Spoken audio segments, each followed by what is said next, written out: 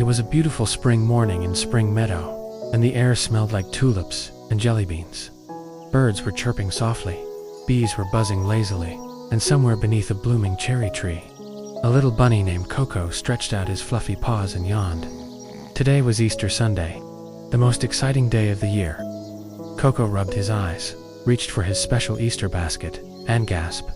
His mouth dropped open. "No!" Coco shouted, falling back into the grass. "It's empty. Every single egg, chocolate bunny, and surprise toy was gone. Vanished. Lost. Oh no, oh no, oh no. I worked so hard."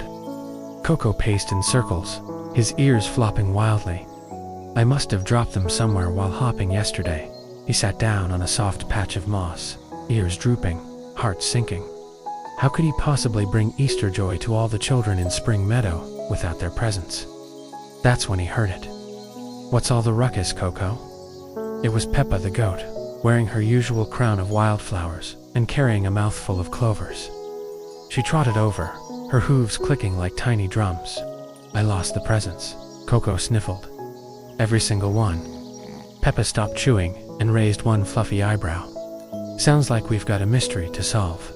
Before Coco could reply, a loud voice called from above. Code egg, I repeat, we have a code egg situation." They looked up and saw a bright blur in the sky. Down swooped Sky the parrot, wearing purple sunglasses and a sparkly scarf that flapped in the breeze. She landed with a dramatic spin. "Heard your cries from the treetops, bunny boy. I'm here to help." "What's the sitch?" Coco wiped his eyes. "All the Easter presents are gone. I think I dropped them somewhere yesterday." "Say no more," Sky said, flapping her wings. "This calls for an egg-vestigation." Peppa nodded.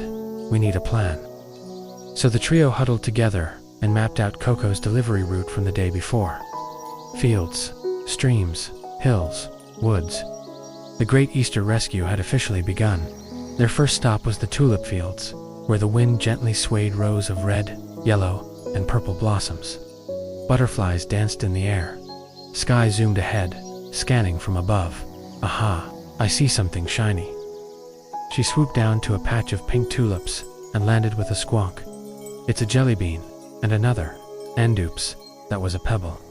Peppa trotted over, sniffed around, and sneezed. Launched herself straight into a tulip bush. Out popped a golden egg, glittering in the sun.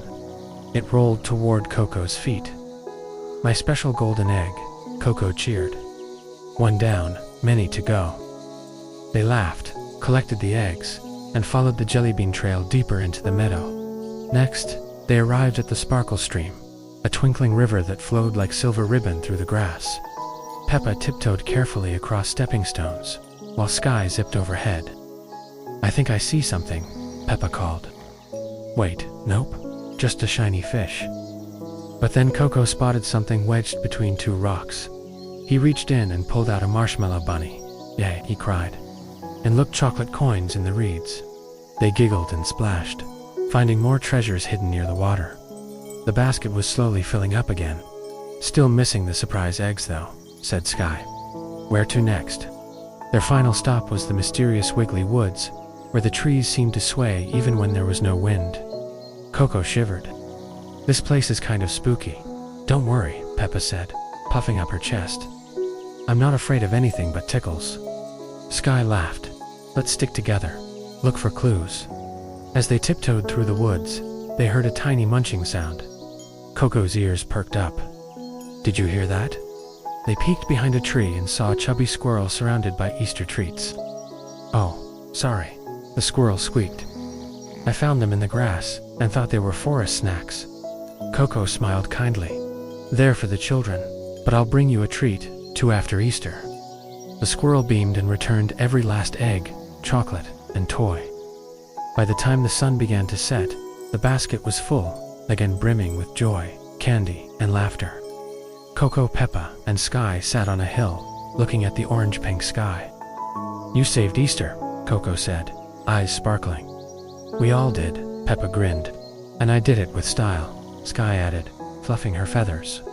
That night, after Coco delivered every gift, he returned to the hill, where his two best friends were waiting under a blanket of stars. They each ate a single marshmallow egg, curled up close, and whispered, "Best Easter ever." And then, beneath the gentle moonlight, they all fell into the sweetest, dreamiest sleep.